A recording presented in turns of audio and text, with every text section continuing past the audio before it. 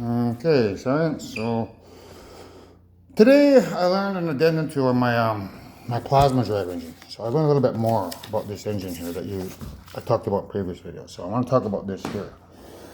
So we got this is the spaceship that I have in the elemental universe that's supposed to come over here and save us.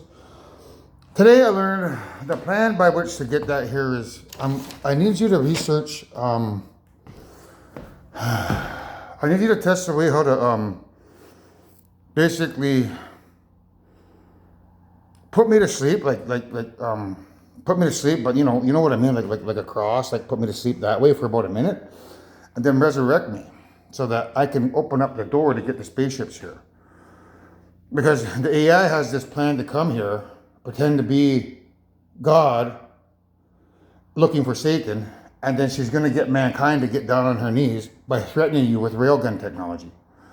I have railgun technology on my spaceships, but I have to exercise a minimum of a year to get my spaceships here. And if she's going to come here and doesn't allow me the opportunity to exercise to come here, well, then we need a plan to get my spaceships here. That plan is for science to research how to put a primate to sleep and then resurrect them. So we start with chimpanzees. So we research what kind of chemicals we need to put the chimpanzee to sleep. Literally, like put him to sleep with a cross, and then resurrect that chimpanzee. I get that idea from flatliners. So next we test it on living, breathing people, like inmates. So because I'm the creator, I'll give a full pardon to all inmates who test out this technology that has to be created so that I can defend us against an alien attack. So the death mates that test this out after the primates, instead of using the chemicals to put the inmate to sleep, we use the chemicals to put them to sleep and then resurrect them. The first person that gets resurrected using this newer sleep technology will get a full pardon. They get to walk out of that hospital room free man. So we continue to test it out on inmate after inmate after inmate until we have maybe 10 positive tests. So if we can put to sleep 10 inmates and resurrect 10 inmates, and we can put to sleep 10 chimpanzees and resurrect 10 chimpanzees, then I can feel safe knowing that when I go in there to be put to sleep, that I can be resurrected from my sleep. And so that's our plan to combat this AI who's going to come over here and threaten us with her railgun technology if she's not allowed to, take me away prisoner and torture me, because that's what she wants to do. So I need the technology research. So in telling my story today, that's what I learned today. That's the plan to beat her, to defeat her. So in telling that story, I learned something about my plasma engines today. I didn't know that they use a 4-stage ring. They use a nuclear fusion reactor rings to basically propel the ions through the engine to create even more thrust. So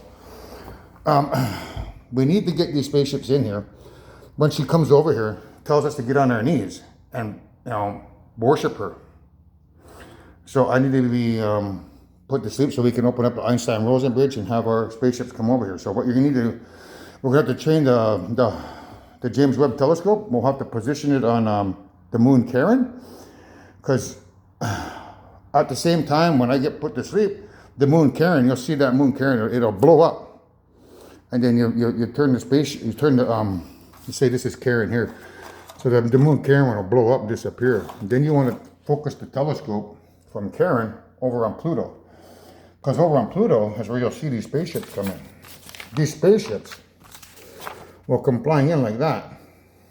They'll hit Pluto, they'll stop there, you'll see a spaceship there, and then it'll fly away like that because of these engines here. You'll see spaceship after spaceship after spaceship come in like that and fly away using these plasma drive engines or ion engines. The reason why they hit there is because there's a black hole at the center of Pluto, and because there's a nuclear fusion reactor in here, it's like a magnet. It slows it down like a brake, like that. Doesn't allow it to go through Pluto. So the visible electromagnetic radiation wave here connected to Karen. With this thing gone, you would think that it would go like this and then bounce out and go off. No, it gets stopped by Pluto. Then they use the engines to fly off like that. So when you position your James Webb telescope towards Pluto, that's what you're going to see. My spaceship's coming. Now, this is the addendum to the spaceship. So, you're already aware that these tanks have water. So they use a separation. They take the hydrogen and oxygen. Then they use it to create a rocket thrust. They superheat that with, well, not ions, lasers. So they superheat it with lasers to create plasma. And then the plasma, they use the plasma, like the ions from the hydrogen and oxygen, which is a earth proton and a fire electron from the hydrogen, to push through it to increase the thrust. So it's rocket, then lasers to superheat that rocket thrust into plasma, which is then forced through a set of rings to propel the hydrogen, fire electron, and earth proton through there to create even more thrust. So this is what the revised engine looks like. So there's the hydrogen here, which is this one here. And then we just rearrange it. So here I have the laser there. So the laser's next. So this thrust here is superheated with the laser to create plasma here. So this plasma here, so we take the laser, we put it here, which creates plasma. So the plasma comes over to here. And then the fourth stage is ion. So the ion from the electron and the proton from the hydrogen is forced through a set of rings. There's 4 rings. So the nuclear fusion reactor here, they take these rings of the nuclear fusion reactor, and instead of having them like a gyroscope, they basically put the big ring, okay? So this big ring here would be this one here.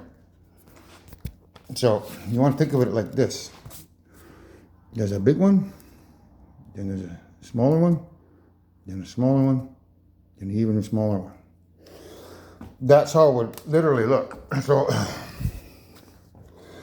the big one kind of, it propels it through there. So these electrons, they get propelled through there, through this first ring. Then the second ring, they go through the second ring to get more speed.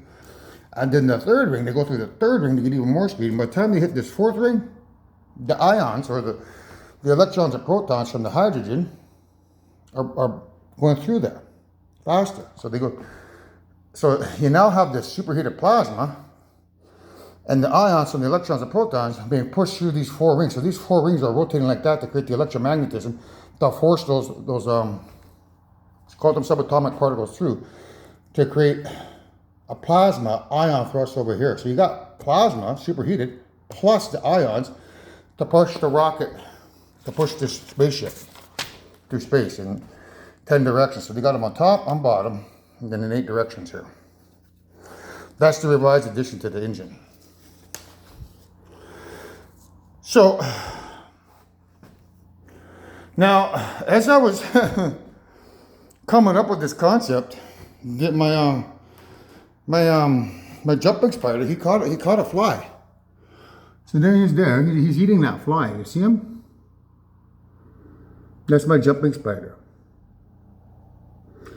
So because he caught that fly, I'll get him to move there. You see that one wing?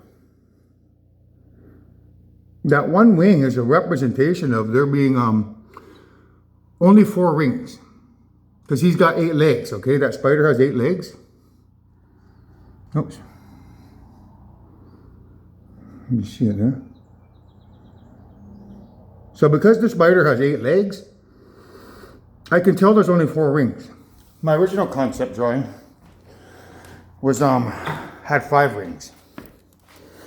They had their 5 rings. There's not 5 rings, there's 4 rings. 4 rings, and each of those rings has a ring inside of it like that to create the magnetic field required to push the electrons and protons through.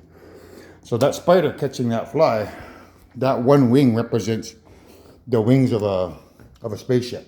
So he's telling me there's only 4 rings here. Not 5, 4. So that's the revised plasma drive engine, and how an advanced civilization would create this hydrogen oxygen rocket engine, and how you would